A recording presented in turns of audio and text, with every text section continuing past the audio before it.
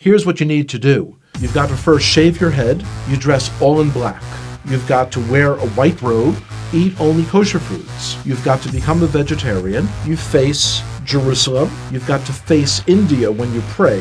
You pray only in Hebrew, and you grow a nice big beard. And if you do all of those outward cultural things, you'll discover the God of the universe. And I'm thinking, this is crazy that someone thinks that they can force their culture on God, and that God's going to be impressed by what you wear, what direction you face when you pray, what you eat, and all these sorts of things. It seemed to me that if there was a God out there who could be known, he should be able to be recognized no matter where I face, no matter how I'm dressed, because he's God. Growing up, we always understood that we had our Bible and the Gentiles had their Bible, the New Testament, and that they were two completely separate books.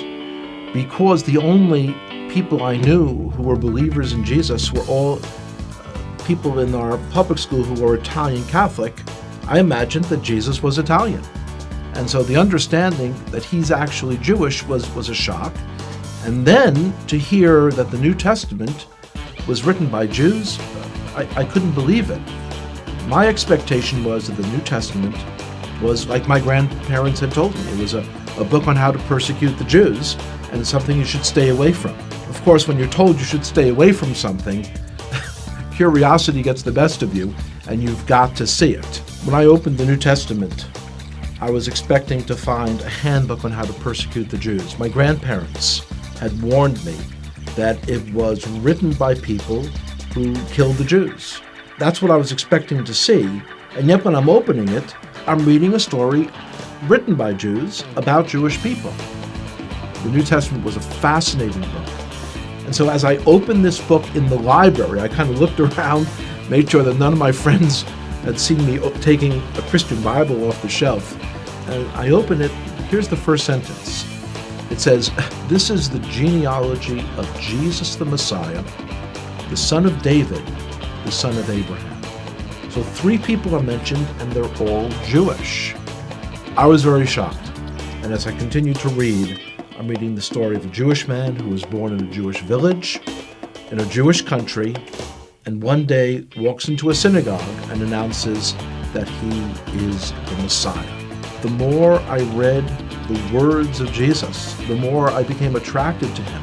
It was as beautiful as anything I had ever read in any other part of the Bible. As I came to faith that Yeshua, that Jesus was the Messiah, it was clear that that was the most Jewish thing I could do. This is not a person who's a renegade to our people.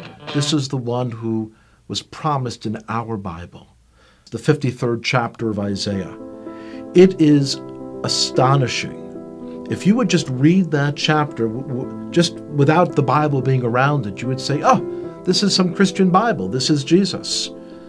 When you realize, though, that it's in the middle of our Bible, our Jewish Bible. When I first came to faith, I dared not tell my father, because this is a time period in the 1970s when there were lots of gurus and cults, and he was very concerned about me getting involved in some crazy sect and going off someplace.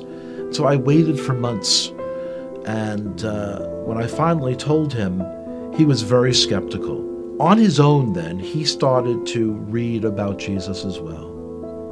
About 1.5 years later, I told him that the fellow who wrote one of the books that he had read, that this fellow was giving a lecture in the city of New York, and he agreed to come out to hear that person.